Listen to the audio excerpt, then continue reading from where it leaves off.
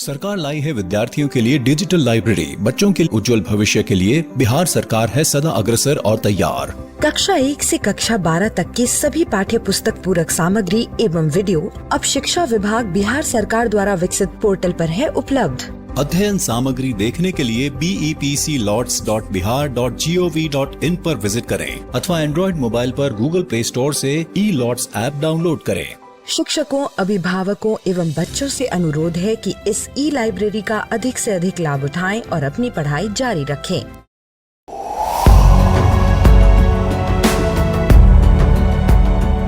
छठी से 10वीं कक्षा के विद्यार्थी ध्यान से सुने। खास आपके लिए हैं इंस्पायर अवार्ड्स मानक। DST और NIF द्वारा हर साल हो रहे इंस्पायर अवार्ड्स मानक के पहले राष्ट्रीय पुरस्कार विजेता हैं। विजेता आप भी हो सकते हैं, इसलिए किसी भी क्षेत्र में साइंस और टेक्नोलॉजी पर आधारित अपने इनोवेटिव आइडियाज के साथ तैयार हो जाइए। जानते हैं ना, आप में से 1 लाख स्टूडेंट्स को 10-10 हजार रुपए मिलेंगे अपने आइडियाज को प्रोटोटाइप बनाने के लिए। उसके बाद दुनिया सराहेगी आपका हुनर जब पहुंचेगा आपका आइडिया लोगों तक प्रोडक्ट के रूप में। तो अपने ओरिजिनल इनोवेटिव आइडियाज को स्कूल में जमा करें। बेस्ट आइडियाज आगे बढ़ाए जाएंगे ऑफिशियल वेबसाइट पर, और हाँ, जल्दी आज ही जमा करें। So good luck with inspire awards मानक।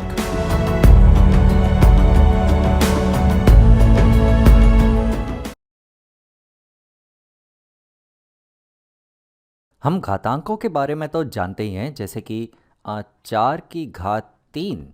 ये हम जानते हैं कि 4 की घात 3 जो है वो बराबर है 4 को 3 बार खुद से ही गुणा करने के। तो चलो करते हैं। ये है 4 एक बार, गुणा 2 बार ये हो जाएगा 16, और गुणा 3 बार ये हो जाएगा 64। तो 4 की घात 3 हम इस तरीके से निकाल सकते हैं। लेकिन अगर हमें दिया गया हो 4 की घात ऋण 3, तो ये ऋणात्मक घात हम कैसे कर सकते हैं? ये काफ़ी आसान है। हमारे पास एक नियम है, ये हम जानते हैं कि अगर समझो कोई संख्या है x और उसकी घात दी गई है ऋण a, तो ये बराबर है 1 को भाग देने के। किस चीज़ से? x से ही। बस इसकी जो घात होगी वो ऋण की बजाय हो जाएगी धन, तो ये हो जाएगा x की घात a। तो चलो इस तरीके से इसको करते हैं। तो ये 4 की घात ऋण 3 ये बराबर होगा 1/4 की घात 3 के, और 4 की घात 3 तो हम निकाल चुके हैं, ये है 64। तो ये हो जाएगा 1/64। चलो ज़रा भिन्नात्मक घातांकों के बारे में बात करें।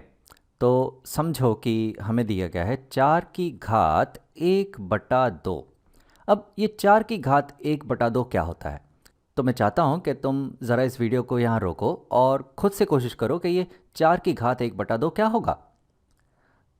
तो गणित का ये सिद्धांत है, ये नियम है। हम इस तरीके से इसको लिखते हैं कि जो 4 की घात 1/2 है वो दरअसल बराबर है दूसरे मूल के इस संख्या के। ये संख्या जो है ये है 4। तो ये होता है 4 की घात 1/2। यह है दरअसल वर्गमूल 4 का। वर्गमूल 4 का यानी कि हम एक ऐसी संख्या ढूंढ रहे हैं जिसको हम जब 2 बार खुद से ही गुणा करेंगे तो हमें 4 मिलना चाहिए, और हम जानते हैं ऐसी जो संख्या है वो है 2। तो 4 की घात 1/2 दरअसल होता है 2। इसको तुम ऐसे भी सोच सकते हो कि जो 4 है वो दरअसल होता है 2 का वर्ग। तो ये काफ़ी दिलचस्प है यहाँ पे कि 4 की घात 1/2 बराबर है 2 के। इसे ऐसे भी देख सकते हो कि 2 की घात 2 बराबर है 4 के। तो चलो ये तुम खुद से कोशिश करो। समझो कि हमें दिया गया है 9 की घात 1/2। तो सोचो कि ये क्या होगा। तो 9 की घात 1/2 होगा दूसरा मूल 9 का, यानी कि वर्गमूल 9 का। वर्गमूल 9 का होता है 3। और तुम इस तरह से भी इसे देख सकते हो कि 9 जो है उसे हम लिख सकते हैं 3 की घात 2। तो यहाँ पे भी ये आप देख रहे हो कि 9 की घात 1/2 बराबर है 3 के, या ऐसे हम कह सकते हैं कि 3 की घात 2 बराबर है 9 के।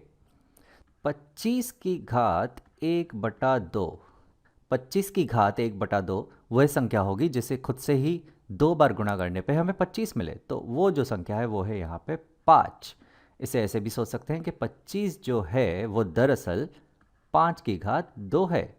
तो यहाँ पे भी तुम देख रहे हो कि 25 की घात 1/2 बराबर है 5 के, या ऐसे ऐसे भी देख सकते हैं कि 5 की घात 2 बराबर है 25 के।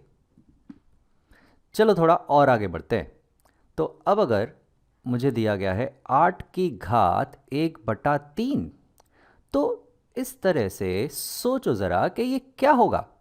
तो ये जो है ये होगा तीसरा मूल 8 का।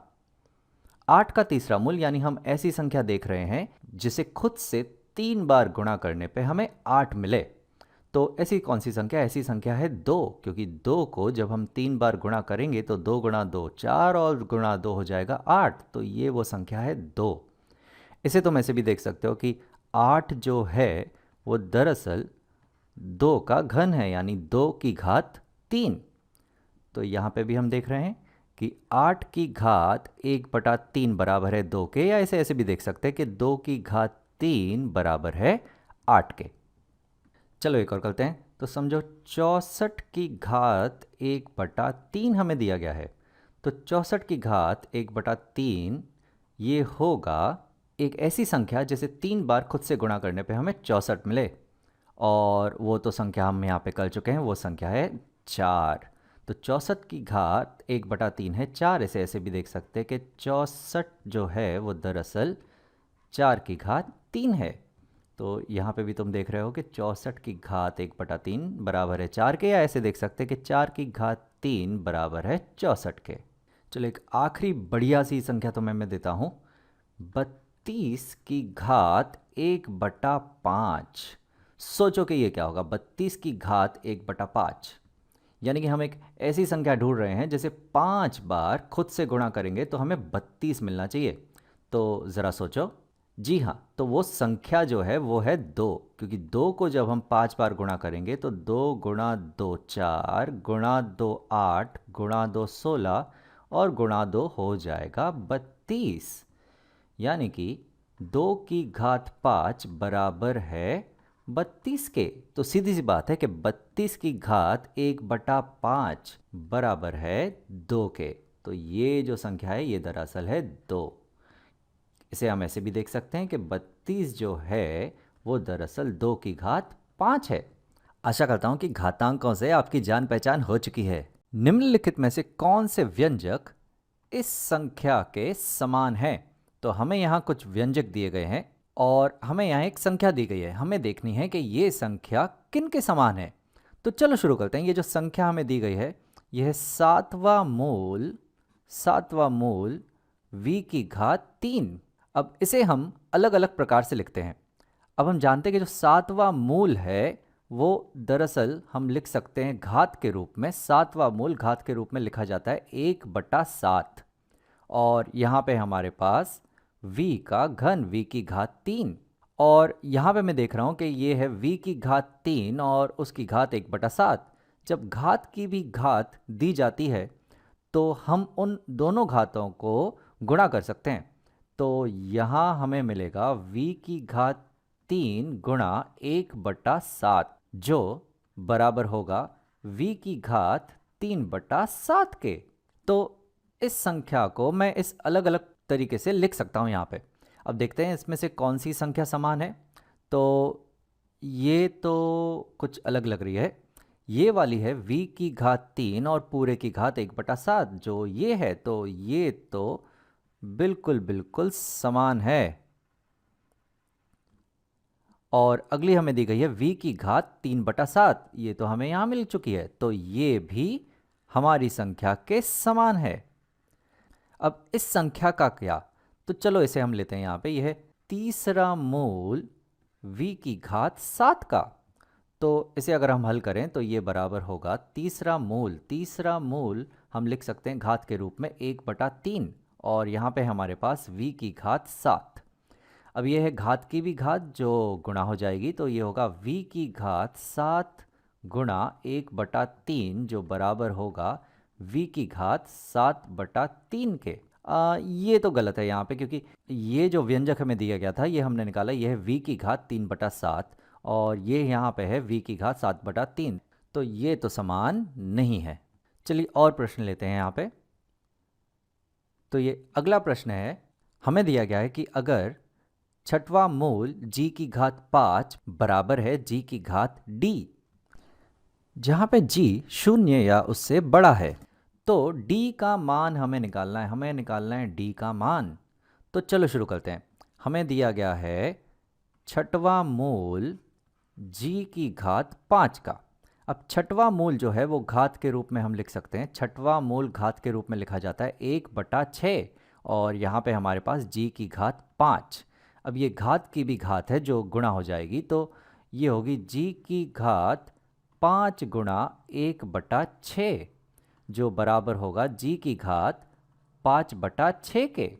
तो ये जो संख्या है ये हमें आ रही है g की घात 5/6, पर ये हमें दी गई है कि ये है दरअसल g की घात d, तो इसे मैं यहाँ लिखता हूँ कि ये g की घात d।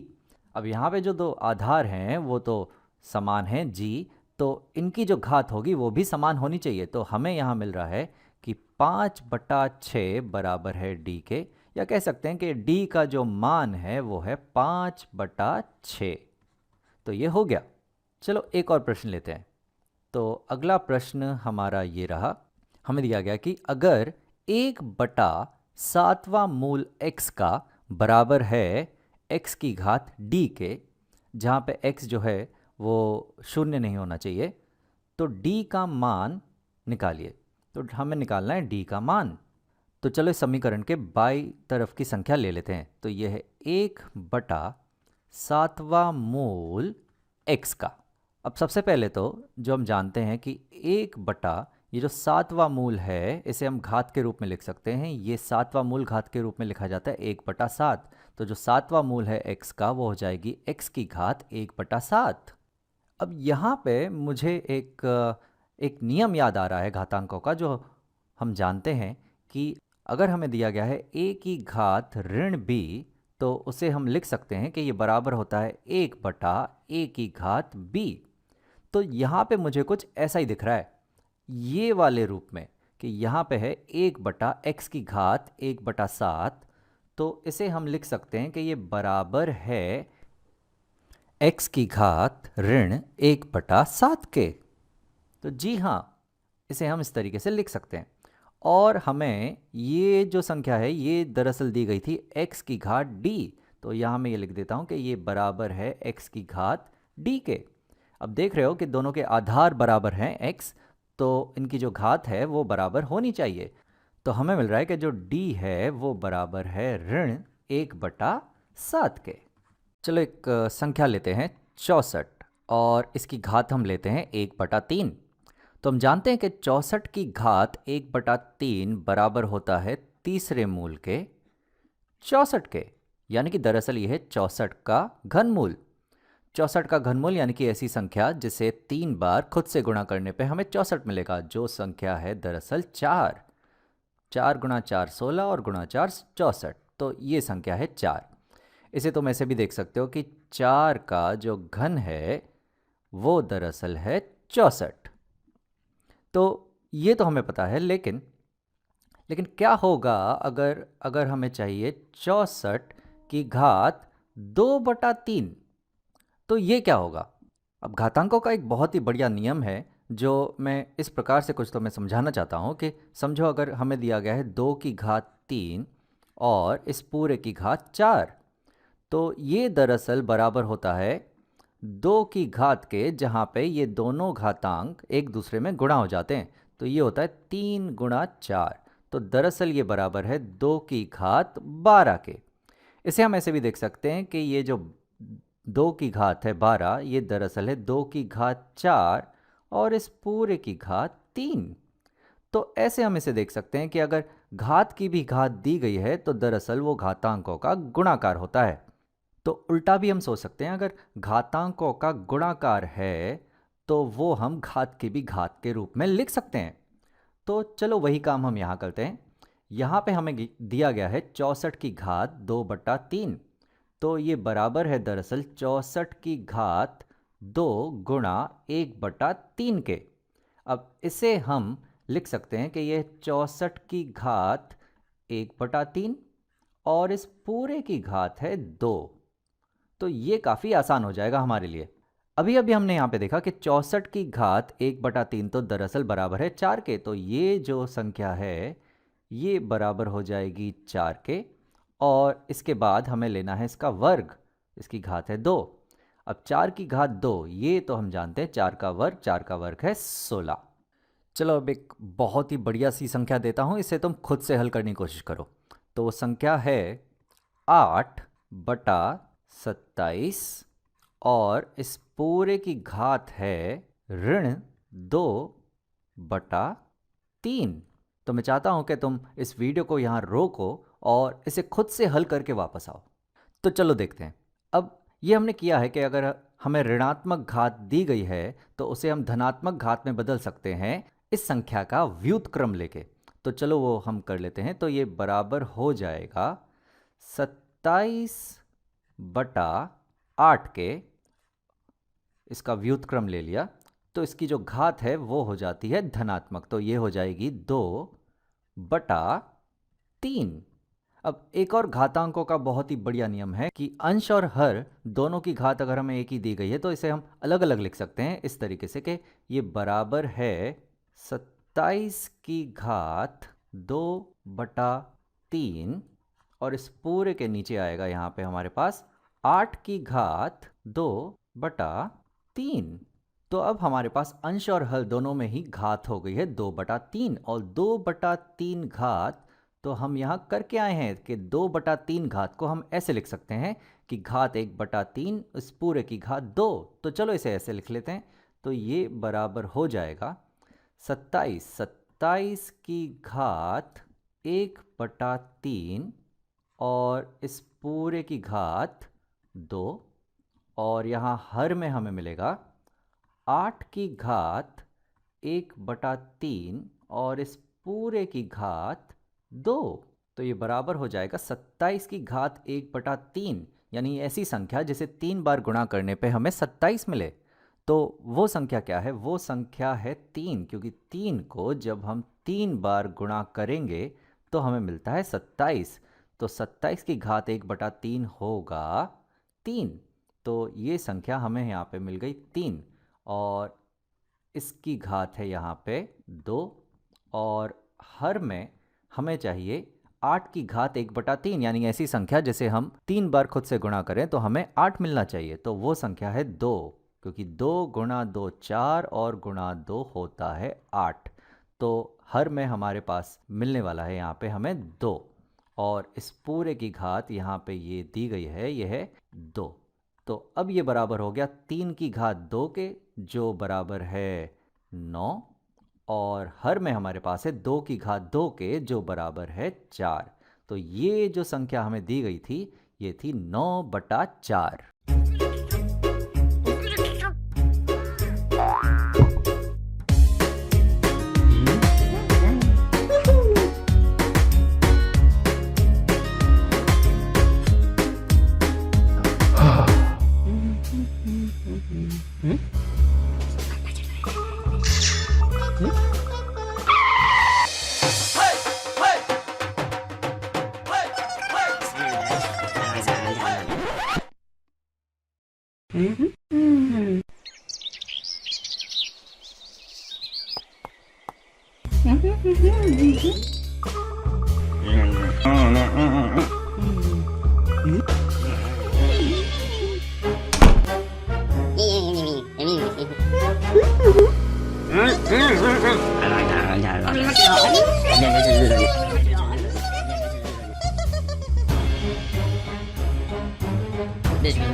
Covid kagak ada dia. Dia kata,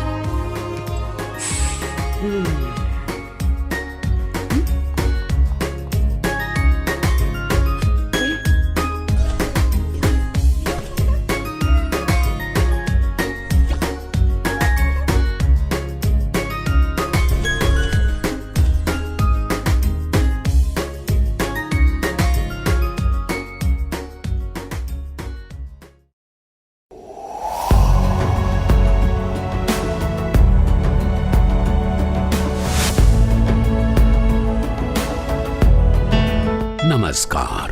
आप शिक्षकों द्वारा दी गई अच्छी शिक्षा से आज लाखों विद्यार्थी इनोवेशंस कर रहे हैं। उन सभी को इंस्पायर अवार्ड्स मानक में हिस्सा लेने प्रोत्साहित कीजिए। करना है इतना कि आपके विद्यालय के 6ठी से 10वीं कक्षा के छात्र और छात्राएं साइंस और टेक्नोलॉजी पर आधारित अपने इनोवेटिव आइडियाज आपके पास जमा करें, ताकि वो DST और NIF द्वारा आयोजित इंस्पायर अवार्ड्स मानक प्रतियोगिता में हिस्सा ले सकें। 1 लाख छात्रों को 10-10 हजार रुपए मिलेंगे अपने आइडियाज को प्रोटोटाइप्स बनाने के लिए। फिर छात्र डिस्ट्रिक्ट, स्टेट और नेशनल लेवल पर अपने इनोवेशंस को दिखाएंगे, फिर प्राइजेस और सम्मान पाएंगे। तो आज ही अपने स्टूडेंट्स को हिस्सा दिलवाएं इंस्पायर अवार्ड्स मानक में।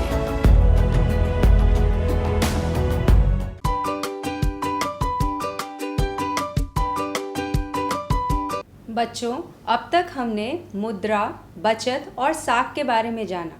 आज हम एक नया चैप्टर स्टार्ट करेंगे जो हमारी वित्तीय संस्थाओं के बारे में है, जिसमें हम वित्तीय संस्थाओं के बारे में चर्चा करेंगे कि ये वित्तीय संस्थाएं क्या होती हैं, इनके कार्य क्या होते हैं, ये किस तरीके से अर्थव्यवस्था में फंक्शन करती हैं या अपने क्रियाकलाप को संपन्न करती हैं। तो बच्चों, जैसा कि हम सभी जानते हैं कि मुद्रा की आवश्यकता हम सबको रोज़मर्रा की ज़िंदगी में हमेशा रहती है ना। और इस आवश्यकता को पूरा करने के लिए, मतलब मुद्रा की जो शॉर्टेज होती है उसको पूरा करने के लिए हमें साख या ऋण की आवश्यकता पड़ती है ना। तो इस ऋण को उपलब्ध कराने के लिए जिन संस्थाओं का इस्तेमाल किया जाता है या जिन संस्थाओं के माध्यम से हमारी साख की जो व्यवस्था की जाती है, उन्हें ही हम वित्तीय संस्थाएं कहते हैं।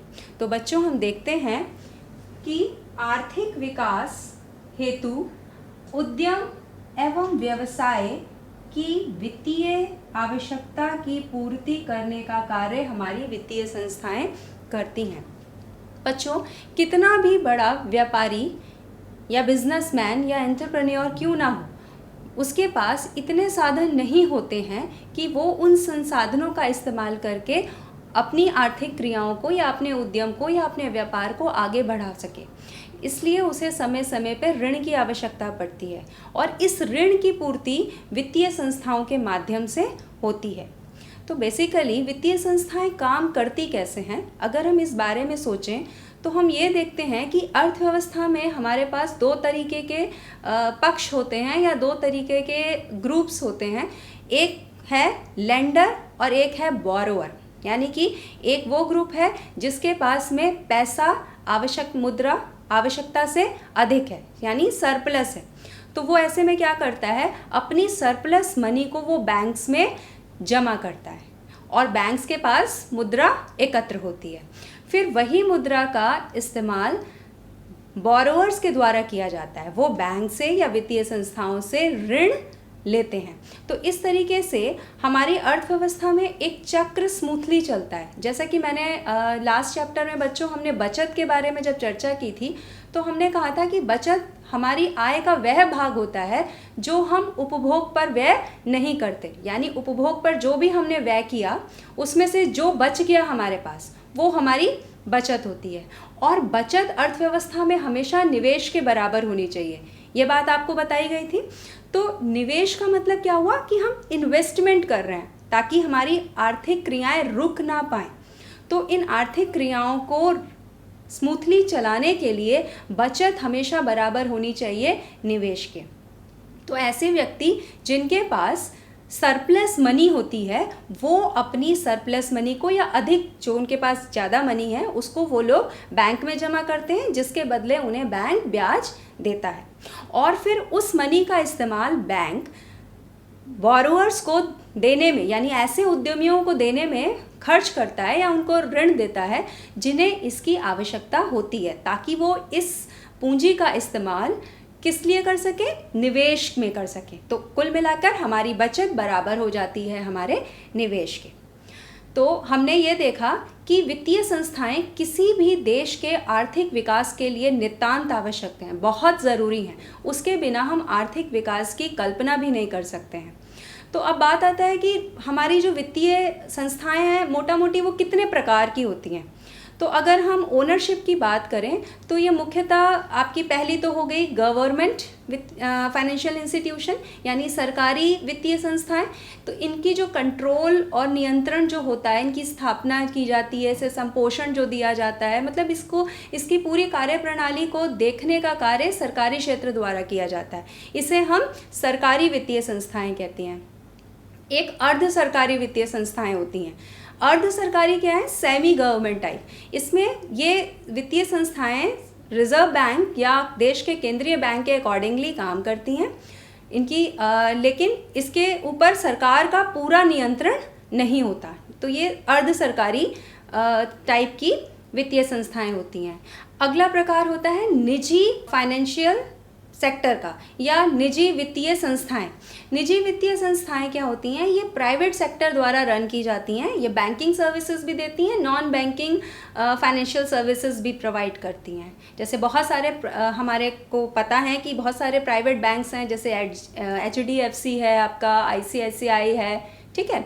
और एक नया कॉन्सेप्ट है, नया नहीं है, आए हुए बहुत साल हो गए हैं, जिसे हम माइक्रो फाइनेंसिंग, ठीक है, या सूक्ष्म वित्तीय संस्था या सूक्ष्म वित्तीय प्रणाली के नाम से जानते हैं। इसकी शुरुआत बांग्लादेश के एक नोबेल पुरस्कार विजेता प्रोफेसर यूनुस ने की थी। उन्होंने बोला कि छोटे छोटे सेल्फ हेल्प ग्रुप बनाइए, स्वयं सहायता समूह। ये किसी गांव या किसी क्षेत्र विशेष के लोग आपस में मिलकर एक स्वयं सहायता समूह का गठन करते हैं और उस स्वयं सहायता समूह में वो अपनी छोटी छोटी बचतों को जमा करते हैं। और जब वो छोटी छोटी बचतें उनके पास जमा हो जाती हैं तो उन्हीं बचतों का इस्तेमाल वो अपने मेंबर्स को आवश्यकता पड़ने पर ऋण के रूप में देते हैं। तो इस तरीके से सेल्फ हेल्प ग्रुप के माध्यम से, माइक्रो फाइनेंसिंग के माध्यम से हमारी वित्तीय आवश्यकताओं की पूर्ति होती है। तो अब बच्चों, हमने इतना जाना कि मुद्रा की आवश्यकता हमें हर समय होती है और सबके पास जितनी उसको आवश्यकता है उतनी मुद्रा हो ये अनिवार्य नहीं है ना। तो इन आर्थिक क्रियाओं को पूरा करने के लिए हमें समय समय पर ऋण की आवश्यकता होती है और इस ऋण की पूर्ति हमें वित्तीय संस्थाओं के माध्यम से होती है। तो अब वित्तीय संस्थाएं जो हैं, अगर हम इसकी बात करें तो जो हमारा फाइनेंशियल सेक्टर होता है वो 2 मार्केट्स में बटा हुआ है, मुद्रा बाजार और पूंजी बाजार, जिसके बारे में अभी हम जानेंगे। अब हम वित्तीय बाजार के बारे में जानेंगे। वित्तीय बाजार को मोटे रूप में 2 भागों में बांटा गया है। एक है मुद्रा बाजार और दूसरा है पूंजी बाजार। अब इन दोनों बाजारों के बारे में हम डिटेल में चर्चा करेंगे। सबसे पहले हम बात करते हैं मुद्रा बाजार की। मुद्रा बाजार में अल्पकालीन लेन देन होते हैं, यानी कि शॉर्ट टर्म ट्रांजैक्शन। अब ये अल्पकालीन लेन देन से अभिप्राय क्या है? अल्पकालीन या शॉर्ट टर्म ट्रांजैक्शंस का मतलब है कि ऐसे ऋण जो 1 दिन से लेकर के 1 साल तक की अवधि के बीच में लिए या दिए जाते हैं, उसे हम शॉर्ट टर्म ट्रांजैक्शंस बोलते हैं। तो मुद्रा बाजार में केवल अल्पकालीन लेन देन ही किए जाते हैं। और मुद्रा बाजार में जो हमारी वित्तीय संस्थाएं आती हैं उन्हें 2 क्षेत्रों में बांटा जाता है। एक होती हैं संगठित वित्तीय संस्थाएं और दूसरा है असंगठित वित्तीय संस्थाएं। संगठित वित्तीय संस्थाएं वह वित्तीय संस्थाएं होती हैं जो नियम, कायदे, कानून, रेगुलेशंस के अकॉर्डिंगली काम करती हैं। और असंगठित बैंकिंग या असंगठित वित्तीय संस्थाएं वह होती हैं जो असंगठित हैं, अर्थात वह किसी नियम, कायदे, कानून के अंतर्गत कार्य नहीं करती हैं। तो सबसे पहले हम संगठित क्षेत्र के बारे में जानेंगे। संगठित वित्तीय संस्थाओं में सबसे पहले केंद्रीय बैंक आता है। और बच्चों, केंद्रीय बैंक जो होता है वो मुद्रा बाजार को कंट्रोल भी करता है, यानी कि मुद्रा बाजार का रेगुलेटर हमारा सेंट्रल बैंक होता है या केंद्रीय बैंक होता है। भारत के केंद्रीय बैंक का क्या नाम है? भारतीय रिजर्व बैंक या रिजर्व बैंक ऑफ इंडिया। इसकी स्थापना 1935 में की गई थी, लेकिन इसका राष्ट्रीयकरण 1949 को हुआ। उसके बाद से यह देश में केंद्रीय बैंक या एपेक्स बॉडी या बैंकिंग सेक्टर की शीर्ष बॉडी के रूप में कार्य कर रहा है। इसके बारे में या केंद्रीय बैंक की चर्चा हम डिटेल में आगे करेंगे। अभी हम दूसरा संगठित क्षेत्र का दूसरी वित्तीय संस्था है वाणिज्यिक बैंक, यानी कि व्यापारिक बैंक या कमर्शियल बैंक्स। कमर्शियल बैंक्स आपके सरकारी भी हो सकते हैं और निजी भी हो सकते हैं। सरकारी जो हैं वो सारे आपके शेड्यूल्ड कमर्शियल बैंक्स हैं, जिसके अंदर आपके SBI, इलाहाबाद बैंक, देना bank, syndicate bank, bank of Baroda इत्यादि आते हैं। और निजी क्षेत्र के कमर्शियल बैंक्स में HDFC बैंक, ICICI बैंक इत्यादि ये सब बैंक्स आते हैं। तो ये बैंक्स भी संगठित क्षेत्र के अंतर्गत आते हैं, क्योंकि ये रिजर्व बैंक द्वारा निर्धारित नियमों के अनुसार ही अपनी आर्थिक क्रियाएं करते हैं या फाइनेंशियल एक्टिविटीज़ करते हैं। तीसरा महत्वपूर्ण बैंकिंग संगठित क्षेत्र की वित्तीय संस्था है राज्य सहकारी बैंक, यानी कि कोऑपरेटिव बैंक्स। हर स्टेट में कोऑपरेटिव बैंक्स होते हैं और ये त्रिस्तरीय यानी 3 स्तर पर कार्य करते हैं, यानी कि ग्रामीण स्तर पर, फिर जिला के स्तर पर और उसके बाद राज्य के स्तर पर। इसके बारे में भी डिटेल में चर्चा हम आगे करेंगे। अभी हमारे लिए इतना जान लेना ज़रूरी है कि राज्य सहकारी बैंकों को भी हम संगठित वित्तीय संस्थाओं के क्षेत्र में शामिल करते हैं। अगला है क्षेत्रीय ग्रामीण बैंक, यानी कि रीजनल रूरल बैंक्स, जिसे शॉर्ट में हम RRB के नाम से भी जानते हैं।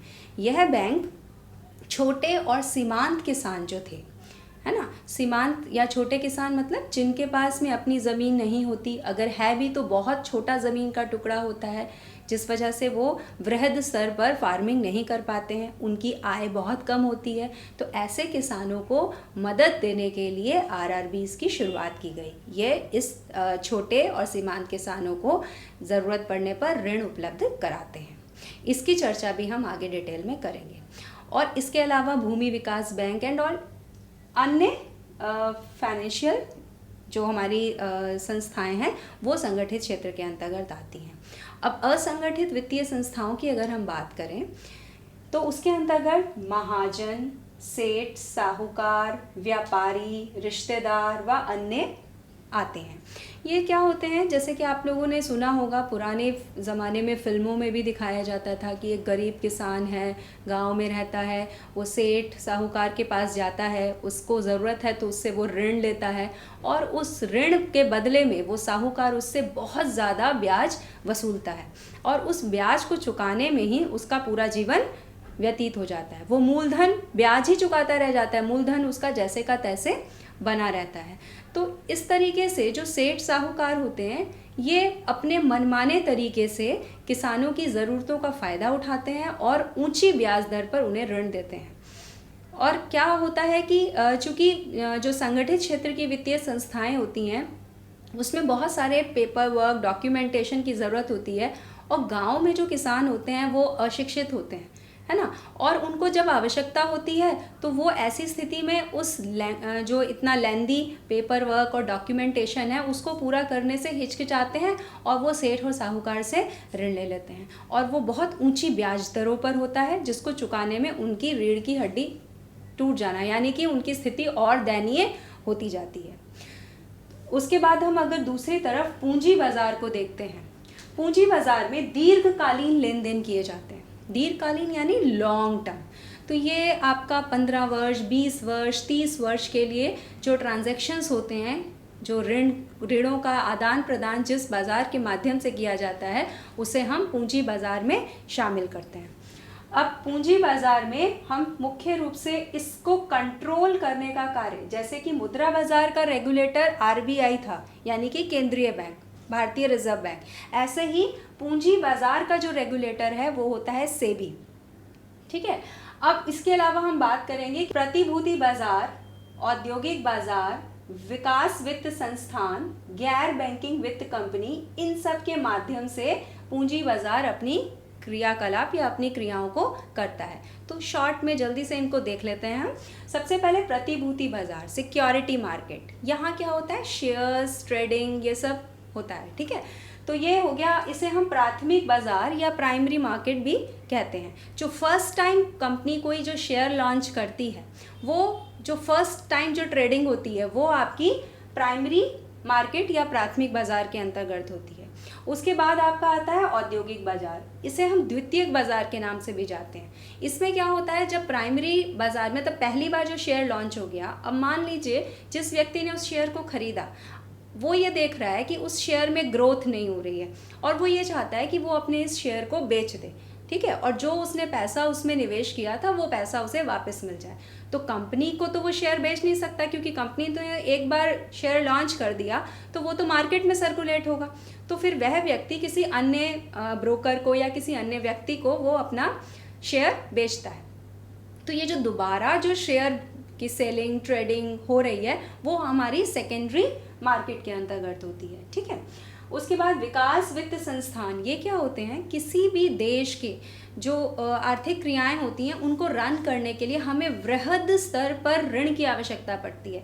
जैसे देश के आर्थिक कल्याण के लिए ही, जैसे हमें आधारिक संरचना की ज़रूरत है। आधारिक संरचना यानी कि इंफ्रास्ट्रक्चर। यस, इंफ्रास्ट्रक्चर का मतलब अच्छे रोड्स होने चाहिए, अच्छे ब्रिजेस होने चाहिए हमारे पास, है ना, बड़े हॉस्पिटल्स होने चाहिए, स्कूल्स होने चाहिए। तो इन सब विकास जो हमारे कार्यक्रम हैं उनको करने के लिए भी हमें ऋण की आवश्यकता होती है या साख की आवश्यकता होती है। तो उस साख की पूर्ति विकास वित्त संस्थानों के माध्यम से की जाती है। उसके बाद आता है गैर बैंकिंग वित्त कंपनी। बहुत सारी आपकी नॉन बैंकिंग फाइनेंस कंपनीज होती हैं जो कि हमारी पूंजी बाज़ार में अपना आर्थिक क्रियाएं करती हैं, लोगों को साख उपलब्ध विभिन्न समय पर कराती हैं। तो बच्चों, अब तक हमने क्या जाना कि मोटे रूप से हम जो हमारा फाइनेंशियल सेक्टर होता है या वित्तीय बाज़ार है उसे दो मार्केट में बांटते हैं।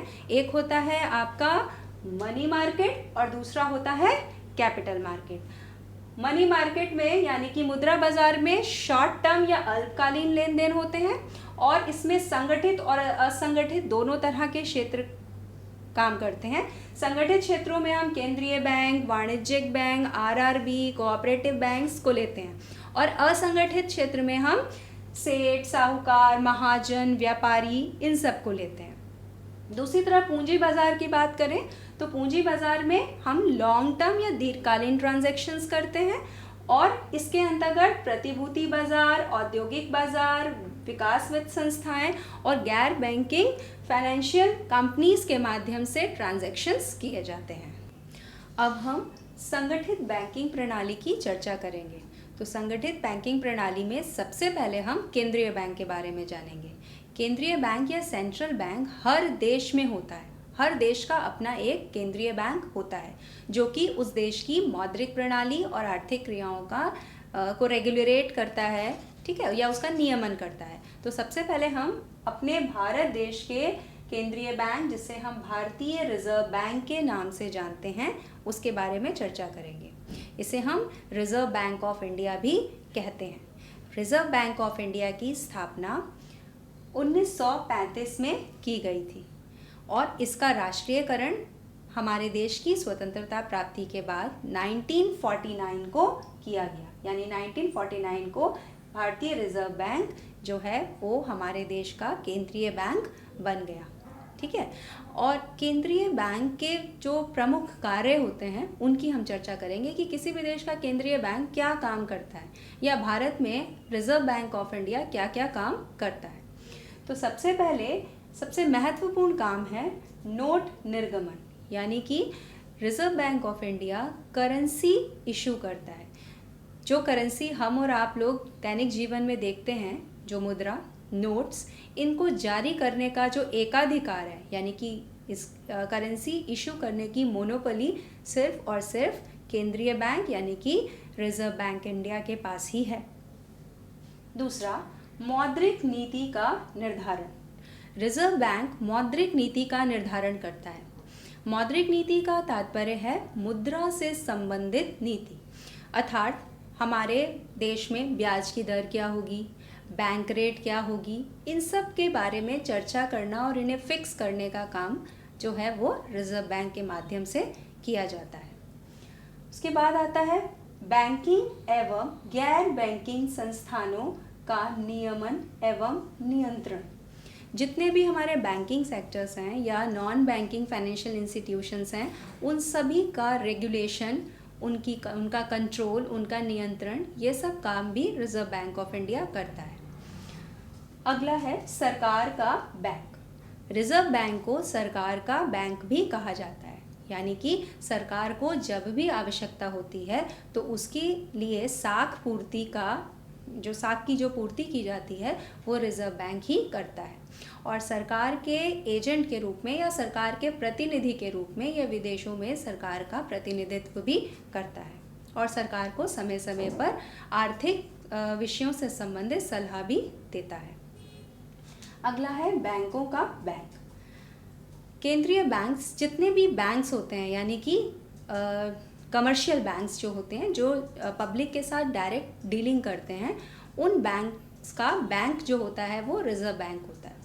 आम जनता रिजर्व बैंक के साथ डीलिंग नहीं कर सकती। यदि हम चाहें कि हम रिजर्व बैंक में या केंद्रीय बैंक में जाके खाता खुलवा लें तो ये असंभव है, क्योंकि केंद्रीय बैंक जो है वो सरकार का बैंक है, वो जितने भी बैंक्स हैं, कमर्शियल बैंक्स हैं, उनका बैंक है। और हम कमर्शियल बैंक्स या व्यापारिक बैंकों के पास जाते हैं और वहाँ हम अपना खाता खुलवाते हैं। लेकिन कभी कभी इन व्यापारिक बैंकों को भी साख की आवश्यकता होती है, तो ये उस समय में इनको साख उपलब्ध कराने का कार्य केंद्रीय बैंक करता है। इसके अलावा भी केंद्रीय बैंक बहुत सारे कार्य करता है, जिससे क्रेडिट क्रिएशन, साख का निर्माण करता है। ये व्यवस्था है, इन सब व्यवस्थाओं को देखने का काम, जितने भी मौद्रिक नीति या आर्थिक विकास से संबंधित जो व्यवस्थाएं हैं उनको देखना, उनको रेगुलेट करने का कार्य देश का केंद्रीय बैंक यानी कि भारतीय रिजर्व बैंक करता है। अब बच्चों, हम भारतीय रिजर्व बैंक के लोगो को देखेंगे। तो ये है भारतीय रिजर्व बैंक का लोगो। अब हम वाणिज्यिक बैंक या व्यापारिक बैंक या कमर्शियल बैंक्स के बारे में जानेंगे। कमर्शियल बैंक्स, जैसा कि नाम से ही क्लियर है, व्यापारिक बैंक, यह बैंक व्यापार करने के उद्देश्य से खोले गए। व्यापार किस चीज़ का व्यापार करेंगे? ये मुद्रा में लेन देन करते हैं, साख का व्यापार करते हैं।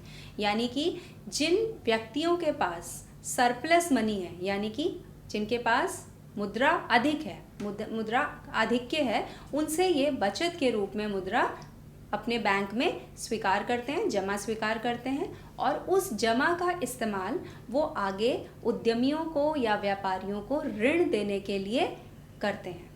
तो इस तरीके से अर्थव्यवस्था में बोरोअर्स और लेंडर्स, इन दोनों के बीच में, यानी कि ऋण जो लोग बचत जमा कर रहे हैं, जिनके पास में मुद्रा अधिक है, और एक दूसरा ग्रुप है जिसके पास मुद्रा की कमी है, यानी कि व्यापारी वर्ग, ये क्या करते हैं?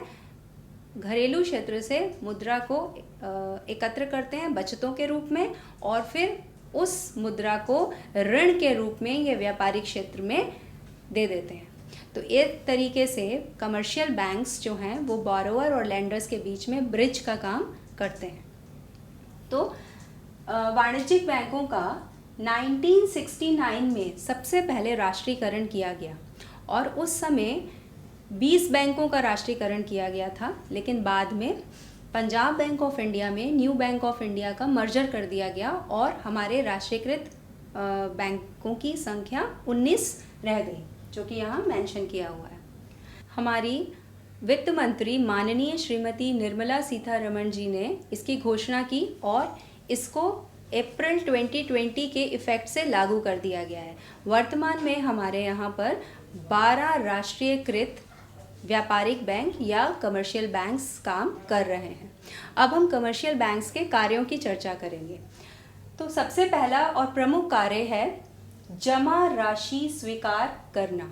कमर्शियल बैंक्स जनता की सरप्लस मनी को बचत के रूप में अपने यहाँ पर एकत्र करते हैं। तो एकत्र करने के लिए ये कुछ खातों के माध्यम से, अकाउंट्स के माध्यम से इन बचतों को जमा करते हैं। तो विभिन्न प्रकार के अकाउंट्स होते हैं। तो सबसे पहले हम चर्चा करेंगे एफडी की, यानी कि फिक्स्ड डिपॉजिट। जैसा कि ये नाम से शब्द से ही क्लियर है कि इसमें पैसे को कुछ निश्चित समय के लिए फिक्स्ड करके डिपॉजिट किया जाता है या जमा किया जाता है, जैसे 1 वर्ष के लिए, 2 वर्ष के लिए, 3 वर्ष के लिए या 5 वर्ष के लिए। और उन 5 या जो भी वर्ष निर्धारित किया है, उस वर्ष के अंतराल के बाद ब्याज सहित वह पैसा वापस कर दिया जाता है। दूसरा हमारा अकाउंट होता है जिसे हम चालू जमा कहते हैं या करंट डिपॉजिट कहते हैं।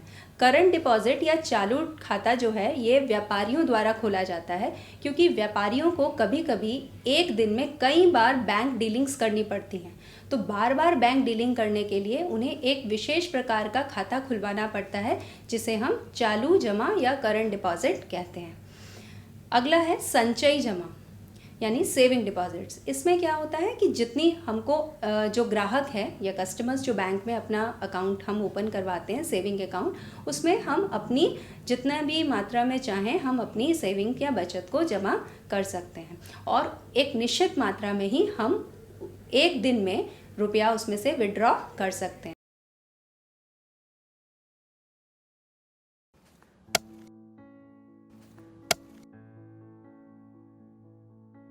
अरे भाई राजू, क्या? अरे सुने कि कल चाचा कुछ बता रहे थे, क्या बोल रहे थे? हाँ, चाचा कल बहुत बढ़िया बात बता रहे थे। कह रहे थे कि हम लोगों को अपने बच्चा लोग के पढ़ाई लिखाई पे ध्यान देना चाहिए। सिर्फ स्कूल भेजने से कुछ नहीं होता। बात तो ठीक है, लेकिन हम लोग ये करेंगे कैसे? हम लोगों को तो पढ़ना लिखना भी नहीं आता है। हम भी यही सोच रहे थे। अरे वो देखो, मास्टर साहब भी सही टाइम पे आ गए। चलो उन्हीं से पूछ लेते हैं। मास्टर साहब प्रणाम। प्रणाम प्रणाम। मास्टर साहब, आपसे एक बात का जानकारी लेना था। हाँ पूछिए। अब हम लोग तो ठहरे कम पढ़े लिखे आदमी, हाँ। लेकिन हम लोग का बच्चा लोग स्कूल में जाके क्या करता है, क्या सीखता है, क्या पढ़ता है, ये हम लोग कैसे जानेंगे? बहुत आसान है। अच्छा, कैसे? चलिए आप लोग स्कूल में, हम बताते हैं। जी जी चलिए। जी सर चलिए। चलो चलो। हाँ हाँ चलिए। हाँ हाँ मीठा लेते हैं। चलो। आइए, ये देखिए, ये है क्लास 3 का अधिगम प्रतिफल पोस्टर। इसका मतलब है यदि आपका बच्चा वर्ग 3 में पढ़ता है तो उसे इस पोस्टर में जो लिखी गई सारी चीजें उसे जानकारी होनी चाहिए। ये क्या है? पक्षी। और ये क्या है? पेड़। यानी कि तीसरी कक्षा समाप्त होते होते आपका बच्चा पशु, पक्षी, फूल, पत्ती आदि के बारे में सीख जाएगा। हर क्लास और हर विषय के लिए अधिगम प्रतिफल पोस्टर बनाए गए हैं। आइए कुछ दूसरे तरीके जानते हैं। जी सर। ये देखिए, ये है हमारे बच्चों की कॉपियाँ और ये है सही का निशान। इसका मतलब है कि इस प्रश्न का उत्तर आपके बच्चे ने बिल्कुल सही दिया है। जितना ज़्यादा होंगे ये निशान, उतना बढ़िया सीखा है आपका बच्चा। और ये क्या है? गलत का निशान। हाँ, ये है गलत का निशान, और इसका मतलब है आपके बच्चे ने इस प्रश्न में कुछ गलती की होगी। और ये निशान जितना ज़्यादा होगा, आपको अपने बच्चे पे उतना ही ध्यान देने की ज़रूरत है। लेकिन पूरे साल में हमारा बच्चा क्या क्या सीखा ये कैसे जानेंगे? बिल्कुल जानेंगे। उसके लिए भी हमारे पास कुछ साधन है। उनमें से एक है प्रगति पत्रक। इसके माध्यम से आप घर बैठे जान सकेंगे कि आपका बच्चा पूरे साल में क्या कुछ सीखा। देखिए, ये है 3 स्टार। इसका मतलब होता है सीख चुका है, आपका बच्चा सीख चुका है। और 2 स्टार का मतलब है बच्चा सीख रहा है। और 1 स्टार का मतलब अभी सीखने की आवश्यकता है। जी हाँ। ये तो बहुत आसान है। अब तो हम जैसे बिना पढ़े लिखे लोग भी अपने बच्चों की कॉपी आसानी से जांच कर पाएंगे। बिल्कुल जांच पाएंगे मनोज। हाँ। और मास्टर साहब, आपने तो बिल्कुल सही बात बताई थी। तो ठीक है, चलते हैं। आज जो आपने हमको बताया है वो हम सबको बताएंगे। आप क्या करेंगे? आइए हम मिलकर अपने बच्चों के भविष्य को एक नई उड़ान दें। आज हम पूछेंगे तो कल ये सीखेंगे।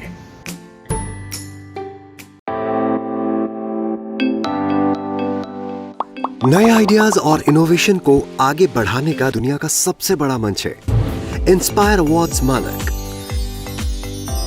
जहां कक्षा 6 से 10 तक के छात्र साइंस और टेक्नोलॉजी से संबंधित अपने आइडियाज और इनोवेशन को देश दुनिया तक पहुंचाने का मौका पा सकते हैं। स्कूल के माध्यम से जल्द अपने आइडिया को इंस्पायर अवार्ड मानक के वेब पोर्टल पर जमा करवाएं और अपने इनोवेटिव यात्रा की शुरुआत करें। ये करेगा आपके सपनों को साकार और एक नए नवसर्जक भारत का निर्माण। इंस्पायर अवार्ड्स मानक, इंस्पायरिंग इनोवेटर्स ऑफ टुमारो। ज्यादा जानकारी के लिए www.inspireawards-bst.gov.in पर जाएं।